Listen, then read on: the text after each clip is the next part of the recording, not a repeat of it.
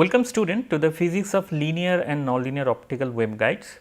So, today we have lecture 10 and today we will going to cover the ray path constant and ray equation, which is a continuation of the previous lecture. So, we have today lecture number 10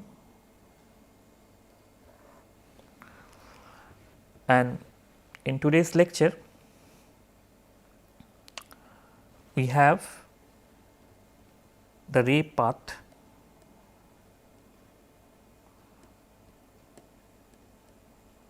constant. What is ray path constant? We will discuss soon.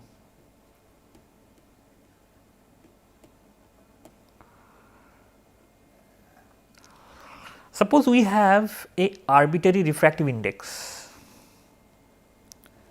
If we have a arbitrary refractive index over say x direction and this is the z direction, and along this direction I have a change of refractive index as a function of x. If I have a change of refractive index along this direction, so what happened, if I launch a ray, it can follow certain paths depending on the value of the refractive index. This is the ray, it following certain paths. With certain initial condition, it can go to some point A to B. During this path, certain thing remain constant, and this constant thing we will going to calculate today, which we call the ray path constant. To make this calculation systematic, let us divide this refractive index profile into small parts. So, I have along this direction I have x, along this direction I have z, and suppose the refractive index, there is a change of refractive index, and this change of refractive index I make these sections, small sections to make. So, there is a continuous refractive index change, but in order to calculate something I make it like this. So, this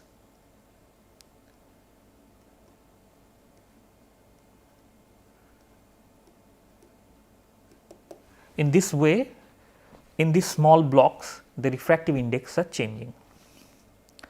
Now, I launch a light here. So, as soon as he is facing some interface, so there will be a change, and then there will be a change, there will be a change every time it follows the Snell's law and propagates the distance along x direction it goes. Suppose this angle is theta,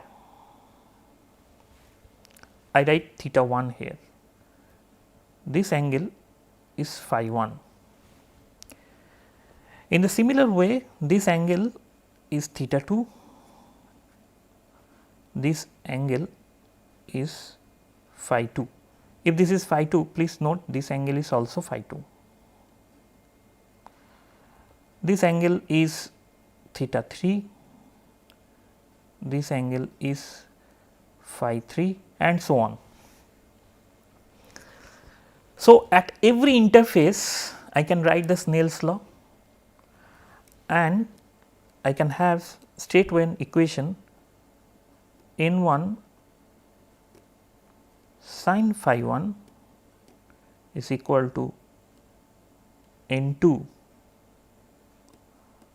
sin phi 2 is equal to n3 sin phi 3, and so on. Now, from this geometry it is easy to check that theta I plus phi I is equal to pi by 2. When I is 1, 2, 3 the layers. in each layer, for example, this one in this layer theta 1 plus phi 1 is pi by 2. In this layer theta 2 plus phi 2 again pi by 2 and so on.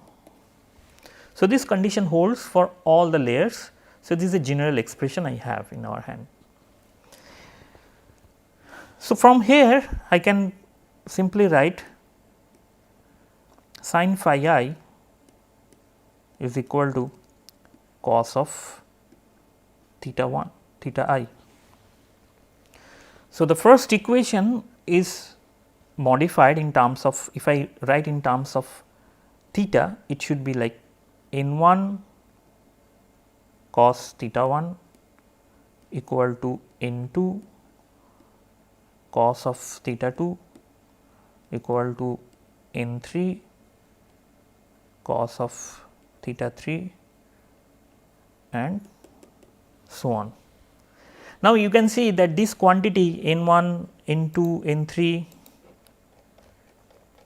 this quantity a refractive index, and theta 1, theta 2, theta 3 is the angle here with respect to, I mean angle that the ray is making with respect to the z axis.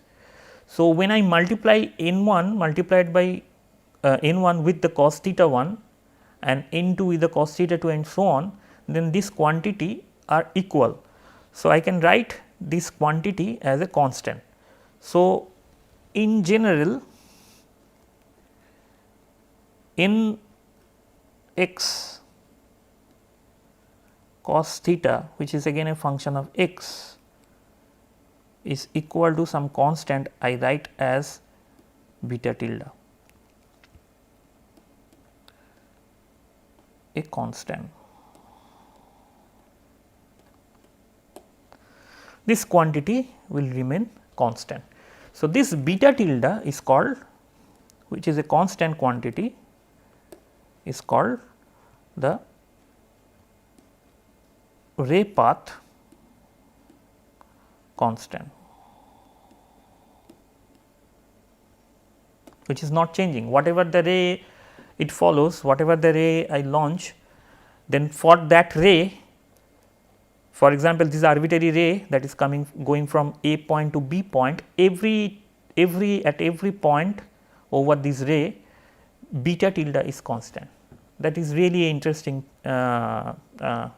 concept we have, that I launch a ray with a varying refractive index, the refractive index is continuously varying over x axis, where x is this direction, and if I launch a ray, it is following certain path, but over the path what happened, that this quantity beta tilde is remain constant. So, over this particular ray, for this particular ray, beta tilde is always remain constant or conserved a quantity. With this note, now I can derive an equation which we call the ray equation.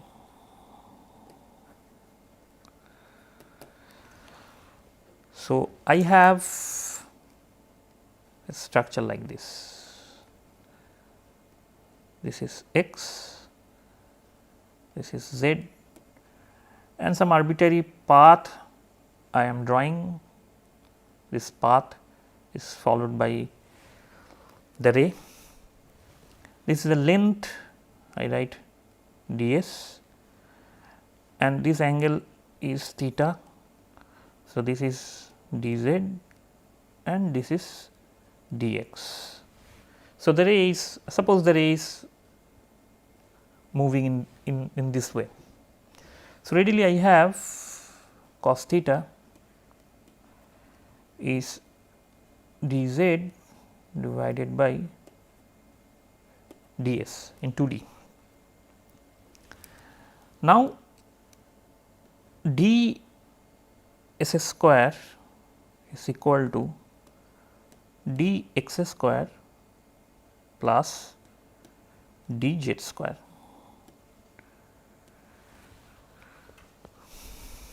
I can have from here ds dz from this equation, I can write it as ds dz square dx, divide everything by dz square plus 1. Now, this quantity what we have in the left hand side is nothing but 1 divided by cos square theta, which I already defined here, already defined. This is equal to d of x d of z square plus 1. Now, I from here what I do, I write dx square dx divided by dz square is equal to cos theta. Now, I write in a different way. So, let me write it in terms of n and the constant beta.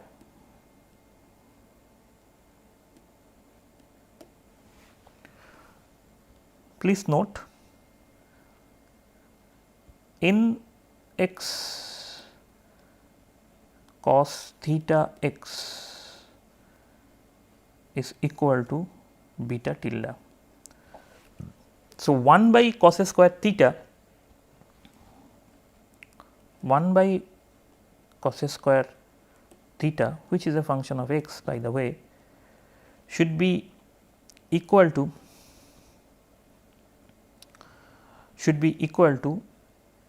n square x divided by beta tilde square. So, that value I put it here.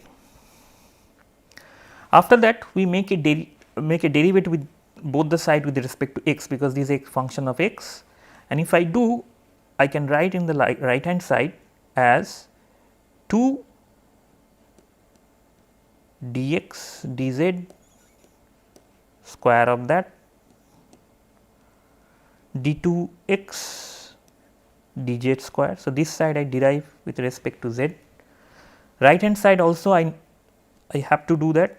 So, I write 2 using the chain rule, or I can directly put it like this. I do not need to evaluate this.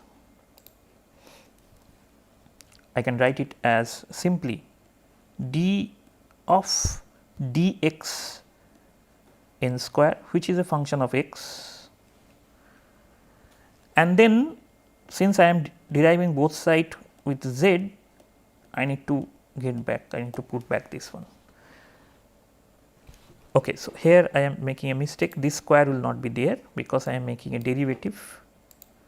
So, this 2 term is outside. So, this and then the derivative with respect to z. So, this quantity delta z will cancel out, and I will have an equation like this.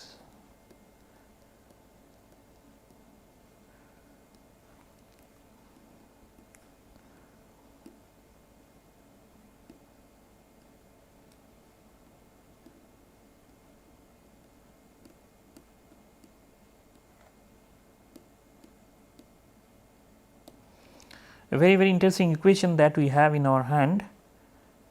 This equation tells us what is the relationship between x and z if a n square z is given in the right hand side. So, I will have a differential equation in my hand which tells us how the path.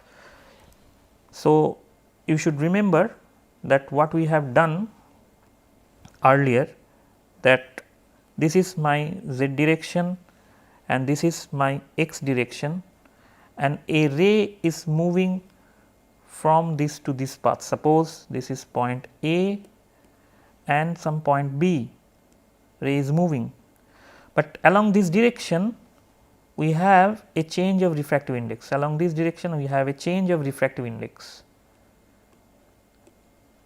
n is a function of x.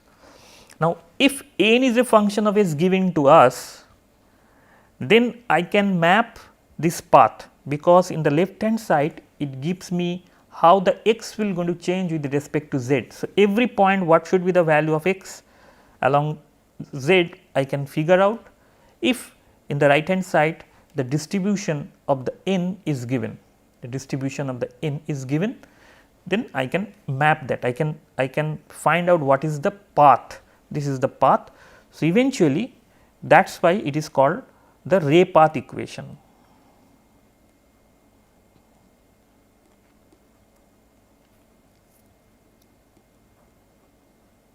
Or simply the ray equation. This tells us how the ray will move for a given variation of the refractive index.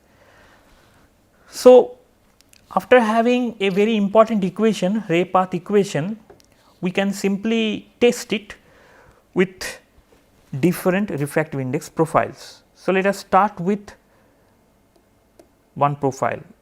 So, ray path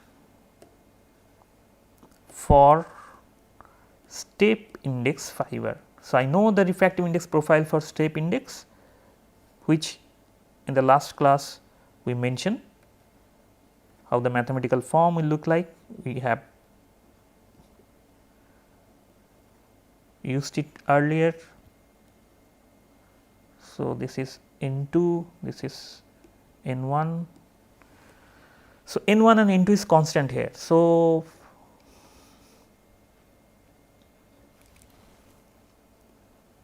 n of x is N1 when x is less than a, equal to N2 when x is greater than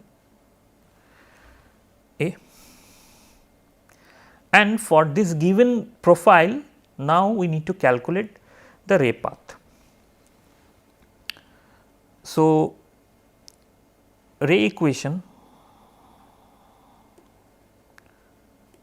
gives us d2x dz square is equal to 1 divided by 2 of beta tilde square d of n square x divided by dx square dx.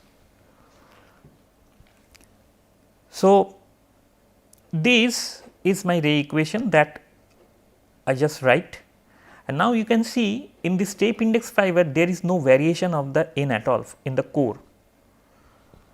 So, there is a sudden jump however, but there is no variation in the core. So, if I want to find out what happened in the core, then N1 n x equal to N1, which is a constant. So, definitely this value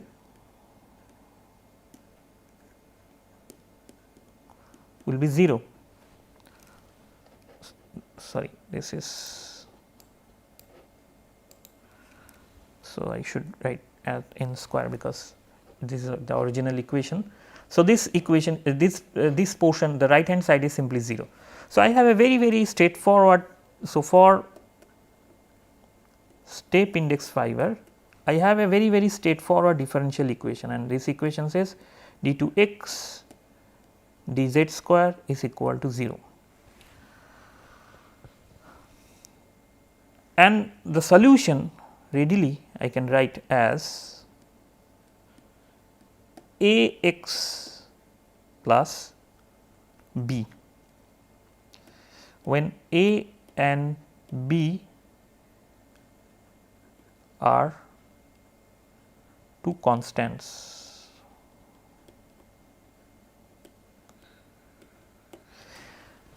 So, quickly we can check that whether I mean from this equation it is obvious.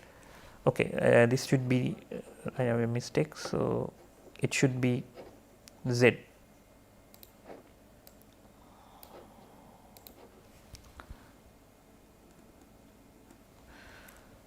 So, the ray is basically following the ray is basically following a straight line. The ray is basically following a straight line. So, that means if I have a step index fiber,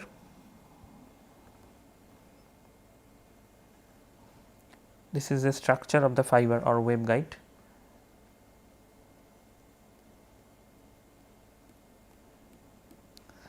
And the index profile, if I draw, which is something like this. So, this is N1, this is N2, and in this region N1 constant, it is constant, there is no change in N1. And now, if I launch a light here, then it should move with a straight line, and then there is a reflection that is happening, total intended reflection, but this path is a straight line. Now, if this initial angle is given and if this is my x and from here to this direction if my z, then I have an idea how it is changing. If this is my origin, then I can use certain boundary condition to evaluate this constant a and b. So, my expression is the ray will follow this path, which is a straight line, a z plus b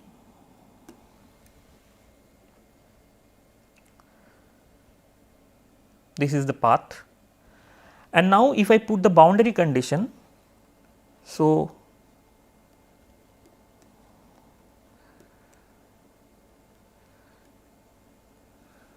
boundary condition, one boundary condition is, if I look carefully to this ray, whatever the ray I draw here, the boundary condition, the one boundary condition is obvious, that at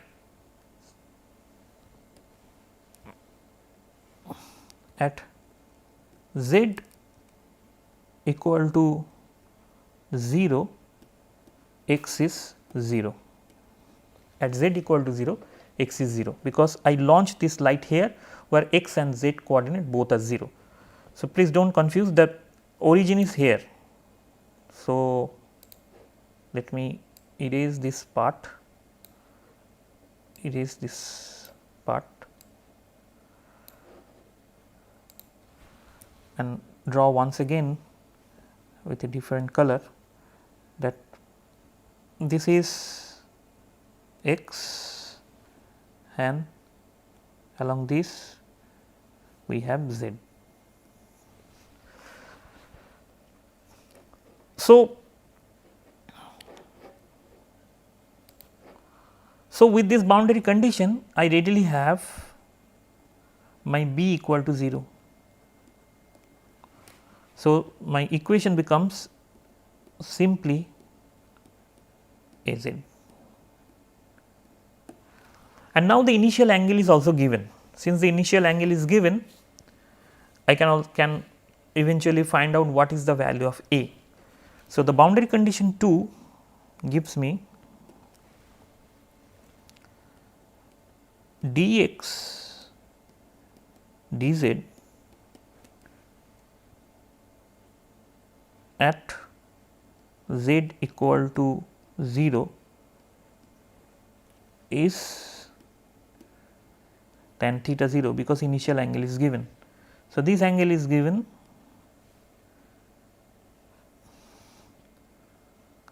this is theta 0. So, the initial angle is given, and initial angle is nothing but the derivative with respect to derivative of x with respect to z at z equal to 0 point. And if I calculate that, I can find from this equation that dx dz at z equal to 0 is equal to a, which is tan theta 0. So, simply I have my x z is equal to tan theta 0 multiplied by z. So, that should be the equation of the ray, and if I increase this theta. So, let me again draw this structure.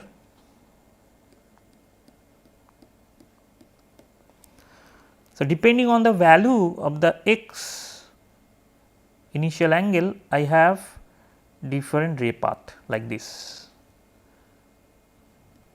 These 3 rays has 3 different initial angles. In one case, suppose theta 0 1, in another case theta 0 2, and another case theta 0 3. In these 3 cases, in all 3 cases it will be a straight line. Only thing is that due to this initial angle, there is a change in initial angle, and as a result I have different paths.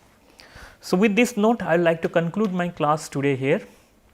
In the next class, we will extrapolate this idea, this equation, path equation, and we try to find out what happened for a graded index fiber. Thank you for your attention and see you in the next class.